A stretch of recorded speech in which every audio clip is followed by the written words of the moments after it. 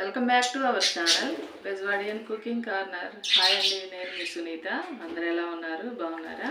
ఈరోజు మన వీడియోలో నేను చేయబోతున్న రెసిపీ ఏంటంటే సొరకాయ నువ్వుల కర్రీ అండి. గ్రేవీ కర్రీ లాగా ఉంటుంది, చాలా బాగుంటుందండి టేస్ట్. దీన్ని ఇప్పుడు ప్రిపేర్ చేస్తాను. నేను ఎలా చేస్తానో మా ఇంట్లో చేసి చూపిస్తానండి. దీనికోసం ముందుగా డిష్ పెట్టుకున్నాను, వేడైందండి. ఇప్పుడు ఆయిల్ వేసుకున్నాము.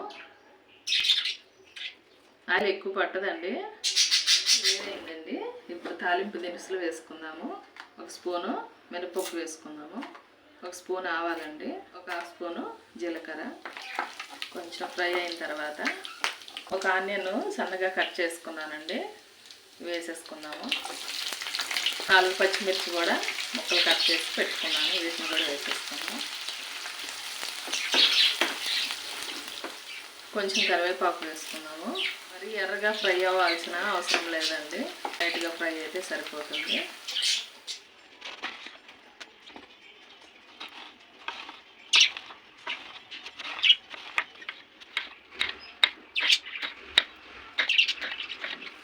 ఇప్పుడు సొరకాయ ముక్కలు కట్ చేసి పెట్టుకున్నాను, ఈ ముక్కలు కూడా వేసేసుకున్నాను.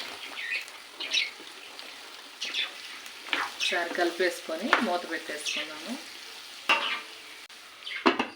ఓకే అండి, ఈ కర్రీలో కొంచెం పులుసు వేసుకోవాలి, చింతపండు పులుసు.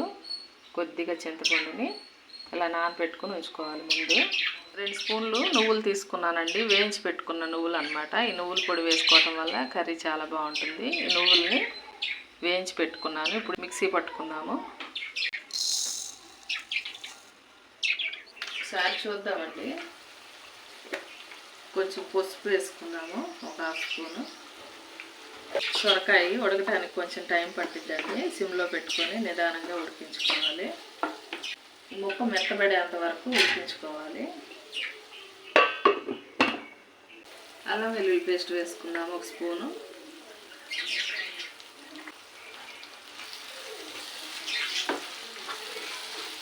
తగినంత ఉప్పు వేసుకోవాలండి. ఒక స్పూన్ కారం వేసుకుంటున్నాను, స్పైసీనెస్కి తగినట్లుగా వేసుకోండి. నేనైతే ఈ సొరకాయ కర్రీని పాలు పోసి ఎక్కువగా వండుతానండి. ఇప్పుడు ఒకేలాగా కాకుండా కొంచెం డిఫరెంట్గా చేసుకుందామని ఇలా చేస్తున్నాను. ఇలా కూడా చాలా బాగుంటుందండి. ఒక 5 నిమిషాలు ఉడికించుకుందాం. ఓకే అండి, ఒకసారి చూద్దాము. ముందుగా మిక్సీ పట్టి ఉంచుకున్న నువ్వుల పౌడర్ని కూడా వేసేసుకుందాం.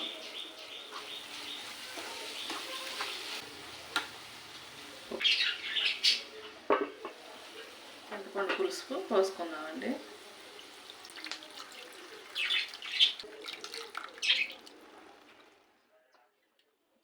కొంచెం వాటర్ కూడా యాడ్ చేసుకున్నాము. పులుసు పోసుకున్నాం కదా, కొంచెం వాటర్ యాడ్ చేసుకుంటే థిక్ గ్రేవీగా చాలా బాగుంటుంది. ఉప్పు ఒకసారి చెక్ చేసుకోండి, సరిపోకపోతే కనుక ఈ టైంలో వేసుకోవచ్చు. పులుసు వేసుకున్నాను కదండి, కొంచెం లైట్గా షుగర్ వేసుకుంటే బాగుంటుంది. మీకు ఇష్టం ఉంటే వేసుకోండి, లేకపోతే స్కిప్ చేయండి. పులుపు అనేది బ్యాలెన్స్డ్గా ఉంటుంది కొంచెం షుగర్ వేసుకోవటం వల్ల, అందుకని వేసాను. మూత పెట్టుకొని ఉడికించుకుందాము ఒక 10 నిమిషాలు. చిటికెడు గరం మసాలా వేసుకుందాము. ముందుగా తరిగి పెట్టుకున్న కొంచెం కొత్తిమీర కూడా యాడ్ వేసుకుందాము. చూసారు కదండి, థిక్ గ్రేవీ లాగా మంచిగా వచ్చింది. ఈ గరం మసాలా కొత్తిమీర వేసుకున్నాం కదండి, 1 నిమిషం పాటు ఉడికించుకుందాము. ఈ ఫ్లేవర్స్ కర్రీకి పట్టాలి కదా. ఈ కర్రీ చపాతీలోకి, రైస్లోకి, ఎందులోకైనా, పుల్కాలోకి కూడా, ఎందులోకైనా చాలా బాగుంటుందండి. 1 నిమిషం ఉడికించుకొని స్టవ్ ఆఫ్ చేసుకుందాము. ఒకసారి చూద్దామండి. చూసారు కదా, ఆయిల్ చక్కగా పైకి వచ్చేసింది, కర్రీ ప్రిపేర్ అయిపోయింది. ఇలా ఉంటే సరిపోతుంది. స్టవ్ ఆఫ్ చేసుకున్నాము. చింతపండు పులుసు వేసాను కదండి, కొంతమందికి పులుసు వేయటం సొరకాయ కర్రీలో ఇష్టం ఉండదన్నమాట. అలాంటి వాళ్ళు నువ్వుల పొడి మాత్రమే వేసుకొని చేసుకోవచ్చండి, అలాగైనా బాగానే ఉంటుంది. ప్రాసెస్ అంతా ఇంతేనండి. నువ్వుల పొడి వేసుకొని కొంచెం పాలు వేసుకొని చేసుకోవాలన్నమాట. ఇట్లా గుజ్జుగా ఉడికించుకోవాలి. ఈ రకంగా ఈరోజు ప్రిపేర్ చేశాను అనమాట. నెక్స్ట్ టైం మళ్ళీ ఇంకోసారి అలా చూపిస్తాను, సరేనా? నచ్చిందా అండి మీకు? నచ్చినట్లయితే తప్పకుండా మీ ఇంట్లో కూడా మీరు ప్రిపేర్ చేసుకొని ఎంజాయ్ చేయండి. ఈ రోజుకి ఇంతేనండి రెసిపీ. మరో మంచి రెసిపీతో మళ్ళీ మీ ముందుకు వస్తాను. మా వీడియోస్ మీకు నచ్చినట్లయితే ప్లీజ్ లైక్ చేసి సపోర్ట్ చేయండి. థ్యాంక్ యూ అండి.